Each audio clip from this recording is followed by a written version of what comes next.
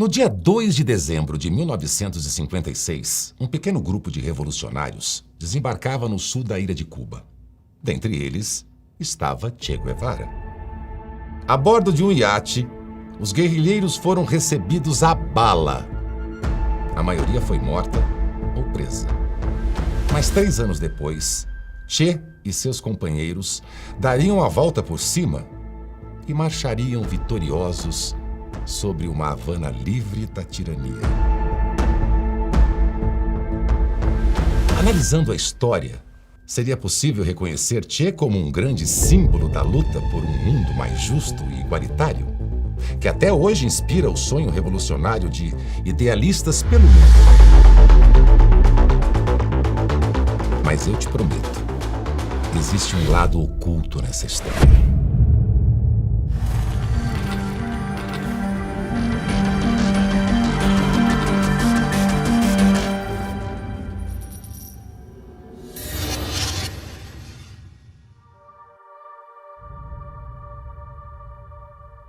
Ernesto Rafael Guevara de la Serna, vindo de uma família de fazendeiros muito abastada, passou sua infância entre o enorme jardim de sua casa e a luxuosa piscina do famoso Hotel Sierras, de quem era vizinho.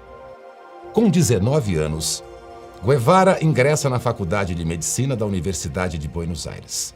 Antes de terminar a graduação, Che realiza um sonho antigo: percorrer toda a América do Sul de motocicleta. Uma Norton 500 cilindradas, que ele apelidou de La Poderosa. Em 1952, saindo de Buenos Aires, Che e Alberto Granados, um amigo da universidade, partem rumo ao sul. A viagem muda a cabeça de Guevara. Aquele jovem universitário e privilegiado conhece a dura realidade da pobreza, da fome e das doenças que tomavam conta da América. De volta à faculdade, Guevara conclui sua graduação e decide se dedicar à política. Em 1953, na Guatemala, Che encontrou sua primeira grande batalha. O governo do então presidente guatemalteco, Jacobo Arbenz, estava expropriando as terras do país, retirando as propriedades das mãos de empresas norte-americanas e entregando-as aos camponeses. Quando os Estados Unidos reagiram, ordenando um golpe de Estado patrocinado pela CIA, Che tentou organizar uma resistência armada, sem sucesso. A derrota o obrigou a voltar para a Argentina e o convenceu de que seus maiores inimigos eram os Estados Unidos e o sistema capitalista. Foi sua primeira esposa, Hilda Gabea, que conhecera na Guatemala, que lhe apresentou a Raul Castro, exilado no México após um golpe mal sucedido em Cuba. Raul e seu irmão, Fidel Castro, estavam recrutando novos revolucionários para uma segunda tentativa de golpe contra o ditador Fulgêncio Batista. Che Guevara prontamente se alistou. Fulgêncio Batista assumiu o governo de Cuba em 1952 através de um golpe militar. Sua ditadura instaurou um estado policial responsável por inúmeras mortes, cerceando liberdades, cancelando eleições e anulando a Constituição do país. Raul, Fidel, Guevara e outros 79 revolucionários rumaram para Cuba em 1956 a bordo de um iate, apelidado de Granma. A missão era ousada: derrubar um governo tirânico e restabelecer a democracia cubana. Recebidos pelo exército de Batista, a maioria dos guerrilheiros foi morta ou presa. Mas Che, Raul e Fidel sobreviveram. Refugiados nas montanhas de Sierra Maestra, no sul da ilha, organizaram um golpe que acabaria por derrubar a ditadura de Batista. Aos poucos, os revolucionários foram recrutando novos guerrilheiros entre os camponeses cubanos, engrossando suas fileiras. Che Guevara foi o grande responsável por transformar Aqueles homens sem qualquer aptidão militar em guerrilheiros treinados e organizados. Além de treinar as tropas, Guevara também ergueu um hospital de campanha, uma alfaiataria e uma padaria a serviço dos rebeldes. Estabeleceu também uma estação de rádio para que os guerrilheiros se comunicassem diretamente com os camponeses cubanos.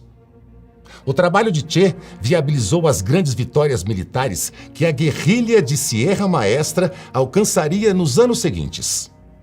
Do sul da ilha, Fidel e Che atravessaram o país até a capital Havana, empilhando conquistas. A vitória na Batalha de Santa Clara, com uma desvantagem de um guerrilheiro para cada 10 soldados inimigos, foi decisiva para que Fulgêncio Batista fugisse do país e os revolucionários marchassem vitoriosos até Havana em janeiro de 1959. Para o bem ou para o mal, Che, Fidel e seus homens derrubaram a tirania de Batista e inauguraram uma nova era na história de Cuba. É nas guerrilhas que Che escondia seus segredos mais sombrios. Em 1957, no calor da Revolução, Guevara confessou em uma carta para sua esposa: "Querida, aqui na selva, vivo sedento de sangue." A luta armada parecia estar subindo a cabeça de Che Guevara. Os dias turbulentos na mata de Sierra Maestra abalavam os guerrilheiros. Para lidar com a insubordinação e o derrotismo de seus comandados, Che impôs às normas internas do grupo a pena de morte. Foram criados tribunais para julgar aqueles suspeitos de atitudes antirrevolucionárias. Mas as vontades de Guevara ultrapassavam quaisquer formalidades. O assassinato do guerrilheiro Eutímio Guerra foi emblemático. Acusado de ser um informante do exército, os tribunais revolucionários chegaram à conclusão de que não havia prova suficiente para condená-lo à morte. Che então teria passado por cima da decisão. Abre aspas. "Se ninguém quer fazer, eu mesmo faço." Fecha aspas. Como descreveu em seu diário: "Acabei com o problema dando-lhe um tiro com uma pistola calibre 32 do lado direito do crânio, com um orifício de saída no lobo temporal direito." Não seria um caso isolado. Fuzilamentos indiscriminados contra sua própria tropa foram constantes sob o comando de Guevara. Na Sierra Maestra, como ele mesmo narrou em seu diário, foram 14 execuções a próprio punho pelo herói da Revolução. A situação piorou depois que os revolucionários assumiram o poder em 1959. A promessa de restaurar a democracia não se concretizou. E Cuba continuava sob uma ditadura, agora com novos tiranos. Situação que perdura até hoje. Após a Revolução, os tribunais revolucionários foram mantidos, com a diferença de que o arbítrio de Che Guevara passou a alcançar toda a ilha. Che tornou-se o comandante-chefe da fortaleza de La Cabaña, um campo de extermínio para dissidentes do regime, inaugurando um maquinário homicida inédito na história de Cuba. Sempre com a palavra final, ele decidia livremente sobre as vidas e mortes alheias. Temos que criar a pedagogia dos paredões de fuzilamento. E não necessitamos de provas para matar um homem. Segundo um dos sacerdotes que atuava na fortaleza, encarregado do alívio espiritual das vítimas antes da execução, a crueldade de Che chegava ao ponto de obrigar os familiares que iam recolher os cadáveres dos fuzilados a passar pelo famoso paredão coberto com o sangue fresco das vítimas. Esse rol homicida rendeu a Che Guevara um apelido macabro: o Carniceiro de La Cabaña. Entre 1959 e 1965, Che teria ele próprio executado 175 pessoas no campo de concentração de La Cabaña. Somando aos homicídios cometidos durante os anos de guerrilha, Guevara teria sido o autor de 216 execuções. Se contarmos as vítimas fuziladas não por Che em pessoa, mas por ordem dele, os números variam de 600 a 1.500 executados. No dia 11 de dezembro de 1964, poucos meses antes de abandonar Cuba, Guevara discursou na Assembleia da ONU, confessando diante de todo o mundo: fusilamientos, sí, hemos fusilado, fusilamos y seguiremos fusilando mientras sea necesario. Nuestra lucha es una lucha a muerte. Che Guevara confiava muito nas próprias habilidades como revolucionário. Não à toa. Decidiu deixar Cuba justamente para levar sua revolução a outros países. Mas dessa vez, ele não teria a mesma sorte que teve ao lado dos irmãos Raul e Fidel.